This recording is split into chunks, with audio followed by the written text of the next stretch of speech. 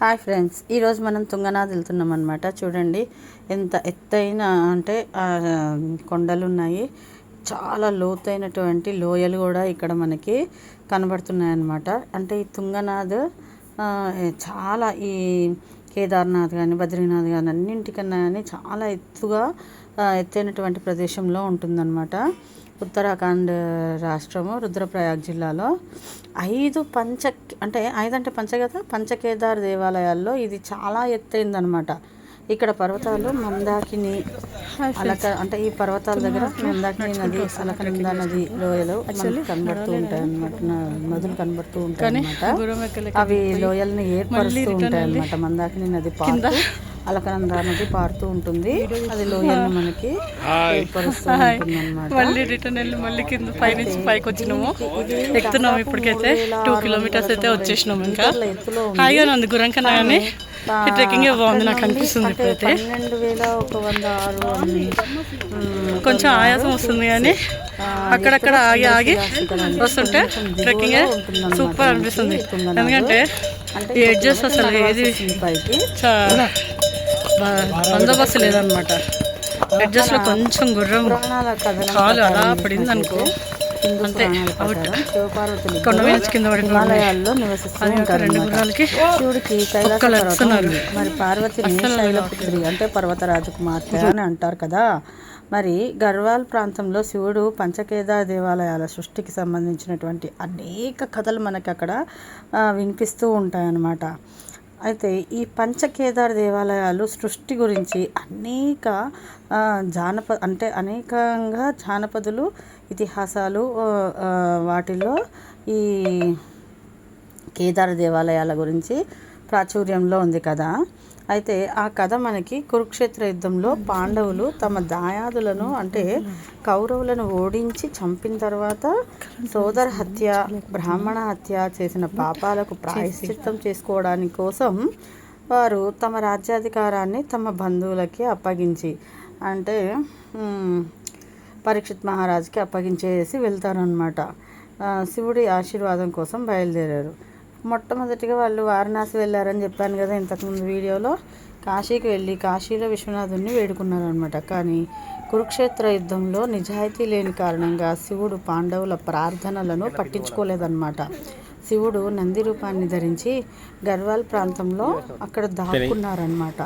అయితే వారణాసిలో శివుడు కనిపించకపోవడంతో పాండవులు గర్వాల్ హిమాలయాలకి వెళ్ళారు. అక్కడ భీముడు 2 పర్వతాల మధ్య వద్ద నిలబడి కాశీ సమీపంలో వేస్తున్నట్టుగా భీముడు వెంటనే దానితో రూపంలో అదృశ్యమైపోయాడు అనమాట. అయితే కేదార్నాథ్లో మూపురం పెరగడం, తుంగనాథ్లో చేతులు కనపడడం అంటే బాహువులు అన్నమాట, భుజాలు. రుద్రనాథ్లోనేమో ముఖము, నాభి అంటే రుద్రనాథ్లో ముఖం కనిపిస్తుంది అనమాట. మధ్య మహేశ్వరంలో నాభి, పొత్తి కడుపు, కల్పేశ్వరంలో వెంట్రుకలు కనిపిస్తాయి అన్నమాట. ఇలా 5 వేర్వేరు రూపాలలో తిరిగి కనిపించడంతో పాండవులు సంతోషించారన్నమాట. శివుడిని పూజించడం కోసం 5 ప్రదేశాల్లో దేవాలయాలను నిర్మించారు. ఆ విధంగా పాండవులు తమ పాపాల నుండి విముక్తులయ్యారని చెప్పి మనకి పురాణ కథనం ఒకటి వినిపిస్తూ ఉంటుంది. ఎత్తు 5 భాగాలుగా విడిపోయి హిమాలయాల్లోని గర్వాల్ ప్రాంతంలో కేదార్ఖండ్లో 5 ప్రదేశాల్లో కనిపించిందనమాట. పంచకేదార్ దేవాలయాలను నిర్మించిన తర్వాత పాండవులు మోక్షం కోసం కేదార్నాథ్లో ధ్యానం చేసి యజ్ఞం చేసి ఆ పైన మహాపంత్ అంటే స్వర్గారోహణ అనే మార్గం ద్వారా అంటే మానా విలేజ్ ఉంది కదా అదనమాట, స్వర్గద్వారం ద్వారా స్వర్గం లేదా మోక్షాన్ని పొందారనమాట. పంచకేదార్ దేవాలయాలు ఉత్తర భారత హిమాలయ దేవాలయ నిర్మాణంలో కేదార్నాథ్, తుంగనాథ్, మధ్యమహేశ్వర్ దేవాలయాలు ఒకే విధంగా కనిపిస్తాయన్నమాట మనకి. అయితే ఈ పంచకేదార్ దేవాలయాల వద్ద శివదర్శన తీర్థయాత్రను పూర్తి చేసిన తర్వాత బద్రీనాథ్ దేవాలయంలో విష్ణువుని దర్శించడం ఒక అలిఖితమైనటువంటి మతపరమైనటువంటి ఆచారం అని కూడా చెప్తూ ఉంటారన్నమాట. అయితే పంచకేదార్ అంటే ఈ 5 ప్రసిద్ధ కేదార ఆలయాలు తుంగనాథ్ మూడవదని మరియు ఎత్తైంది అని, అక్కడ కొంచెం మనకి శ్వాస ఆడడం కూడా కష్టంగానే ఉంది కేదార్నాథ్ కన్నా కానీ. ఎందుకంటే ముందుకు వెళ్ళే కొద్దీ మనకి దారి కనిపించదు, ముందలున్న మనుషులు మనకు కనిపించరు అనమాట. అంతా మంచుతో పొగ మంచుతో కప్పేస్తుంది అనమాట మొత్తం. ఇంకా మంచు కూడా ఎక్కువగా రావడం వల్ల శ్వాస అనేది కూడా తగ్గుతూ ఉంటుందన్నమాట. మనకి చాలా కొంచెం కష్టంగానే ఉంది. అయితే శీతాకాలంలో దేవతలను అంటే సమీపంలో మక్మాట్ అనే గ్రామానికి తరలించి అక్కడ పెడతారనమాట. ఇక ప్రకృతి ప్రేమికులకు ఈ ట్రెక్కింగ్ అనేది ఒక అద్భుతమైన ప్రదేశం అని చెప్పొచ్చు. దీన్ని చోప్టా అంటారనమాట. సుమారు 4 కిలోమీటర్ల మేర ట్రెక్కింగ్ చేస్తే తుంగనాథ్ని మనం చేరుకోవచ్చు అనమాట.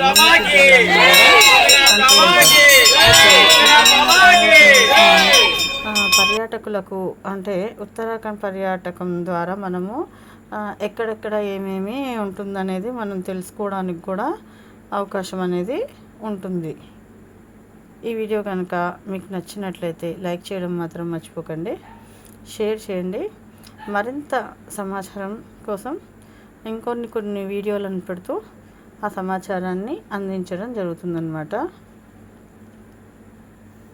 ఇంకా ఇక్కడ శ్రీరాముడితో తుంగనాథ్ బంధం ఎలా ఉంది అంటే త్రేతాయుగంలో, అంటే పురాణాల్లో రాముడితో తుంగనాథ్కు మధ్య ఉన్న సంబంధం ఎలా ఉన్నది అనేది, అంటే తుంగనాథ్ 1 కిలోమీటర్ల దూరంలో ఉన్న 13,700 ఫీట్ల హైట్లో ఉన్నాం ఫ్రెండ్స్.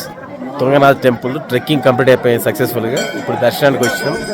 దర్శనం లైన్ చూడండి ఫ్రెండ్స్, ఎంత పెద్ద లైన్ ఉందో. ఎక్కడో ఉంది ఫ్రెండ్స్ లైన్, అది ఫ్రెండ్స్ ఎంత పెద్ద లైన్ ఉందో, చాలా పెద్ద లైన్ ఉంది ఫ్రెండ్స్. తుంగనాథ్ దర్శనం 13,700 ఫీట్ల హైట్లో ఉన్నాం ఫ్రెండ్స్. మొత్తం స్నో వస్తుంది ఇక్కడ, పక్కన ఉన్న కూడా కనిపిస్తలేరు ఒక్కొక్కసారి, అంత మబ్బుల్లో ఉన్నాం. కానీ చాలా వ్యూ చాలా బాగుంది, నేచర్ చాలా బాగుంది. ఎక్కడ స్ట్రైట్గా ఎక్కాలి, చాలా హైట్లో ఎక్కాలి. హర హర మహాదేవ్ శంభో శంకర, హర హర మహాదేవ్ శంభో శంకర. ఫ్రెండ్స్ ఇప్పుడే మహాదేవుడు తుంగనాథ్ మహాదేవ్ బాబాది దర్శనం అయిపోయింది. దర్శనం మాత్రం చాలా సూపర్ అయింది. జన్మ ధన్యం అయిపోయింది దర్శనం అవ్వడం వల్ల. ఇంత సముద్రంకి 13,800 ఫీట్ల హైట్లో వచ్చి దర్శనం చేసుకుంటామని ఎక్స్పెక్ట్ చేయలేదు, కానీ దర్శనం మాత్రం చాలా సూపర్ అయింది.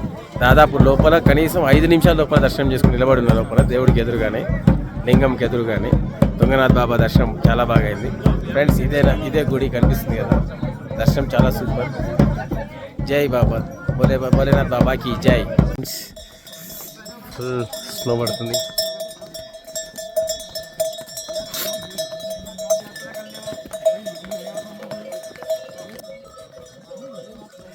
ఫ్రెండ్స్ దర్శనం అయిపోయింది, మళ్ళీ కిందికి దిగుతున్నాం, ట్రెక్కింగ్ చేస్తున్నాం మళ్ళీ కిందికి.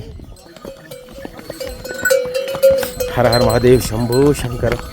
ఫుల్ స్నో వస్తుంది, స్నో చాలా పడుతుంది, చాలా అంటే ముందున్న కొంచెం దూరం పోతే వాళ్ళు కనిపించట్లేదు, అంత స్నో వస్తుంది. చూడండి ఫ్రెండ్స్, చుట్టుపక్కల ఏం కనిపించకుండా అంత స్నో వస్తుంది. మహాదేవ్ హర హర మహాదేవ్ శంభో శంకర్.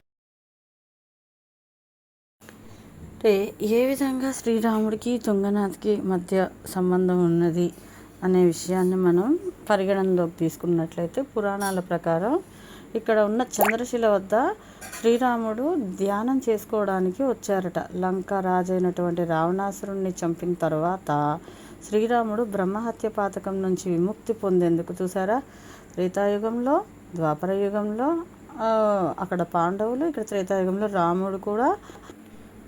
రామాయణం అంటే ఏ విధంగా నడుచుకోవాలో తెలిపేది రామాయణం, ఏ విధంగా నడుచుకోకూడదో తెలిపేది మహాభారతం అంటారనమాట. అలా లంకకు రాజైనటువంటి రాముడిని చంపిన తర్వాత బ్రహ్మహత్య పాతకం నుంచి విముక్తి పొందడానికి చంద్రశిల మీద కొంతకాలం తపస్సు చేశాడనమాట. అయితే ఈ చంద్రశిల శిఖరం 14,000 అడుగుల ఎత్తులో ఉందన్నమాట. అక్కడికి వెళ్ళి ఆయన తపస్సు చేసుకోవడం జరిగింది. ఈ వీడియో కనుక మీకు నచ్చినట్లయితే లైక్ చేయండి, షేర్ చేయడం మర్చిపోకండి. థ్యాంక్ యూ, ధన్యవాదాలు.